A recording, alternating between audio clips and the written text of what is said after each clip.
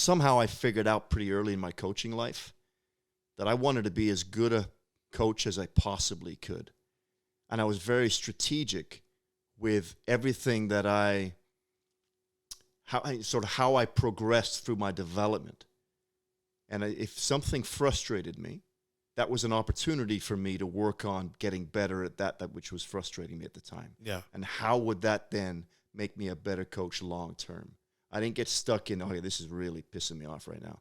And I'm just getting more and more and more and more frustrated because you're not moving forward in that point. Yeah. You have to, okay, where's the opportunity in this? And that's a bit of a cliche at this point, right? Reframing things. But we constantly have to reframe. Constantly. And I see zero issues with that.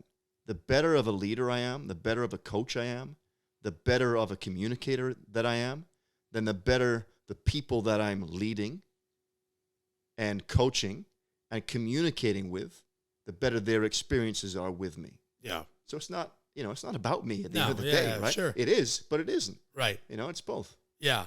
Well, and building off of that, coached a long time, done a lot of different jobs. You own a company, right? You've grown this company. You've seen the good, the bad, the ugly. So you're a mentor, a leader, a coach, a guide in a lot of different ways. And this next question is meant to be broad. I just want to see how you attack it. How at this point, out of the numerous hats you've worn, do you personally even define effective leadership? And I'm not looking for a textbook. I'm not looking for anything. Just like what words would you put to it? It's such a broad question that it's it's funny, right? Because that's probably a question that all of us who do lead need to start with. If you understand what effective leadership is, it's probably something that we need to put more thought into. I feel like a good leader is the one that understands and can get the people whom they are leading to pull in a cohesive direction towards a shared purpose or function. Yeah. And what does that mean? That means, okay, maybe it's identifying what that purpose is, what that function is, whatever that, of the organization, of the people, of the athletes that you're coaching, whatever that is. What is the purpose? What is the function? What are all the pieces and the parts that come together to try to, or to interact to further that purpose?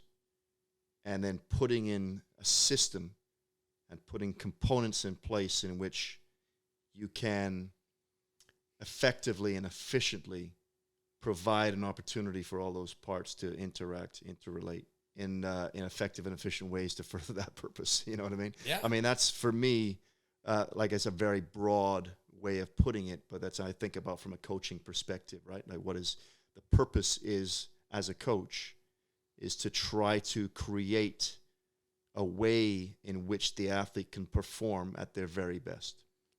Squeeze the most potential, the most athletic potential out of the athlete as we possibly can.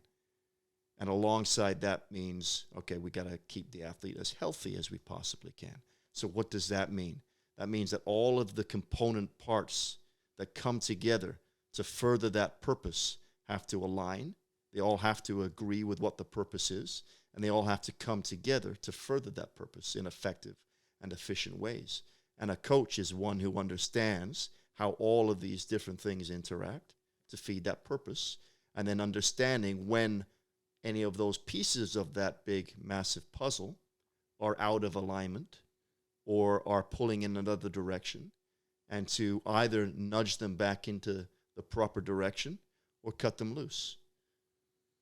The thing that I think that I always listen for when I ask that question, which is purposefully broad, and you said many good things, but the number one thing I always listen for is the interaction between things, which you stated numerous times, right? Like, and what I mean by that is we get this idea that leadership is one thing when it's not. It's an interaction between the leaders and the led, right? Whether you want to call them stakeholders, followers, anything like that, the history of the organization or people between them, the context, especially all these, it is an interactionist framework. Whereas I think, you look at any of these books that I read coming up, and how many books you could have written, at least 1,000 books by now with how prolifically you write, people still like to think there's traits to great coaches, that there's traits to great athletes, that we love this trait-based approach. Oh, you've got to be this. Like I said before, you've got to be a servant. You've got to be patient. You've got to be a great listener.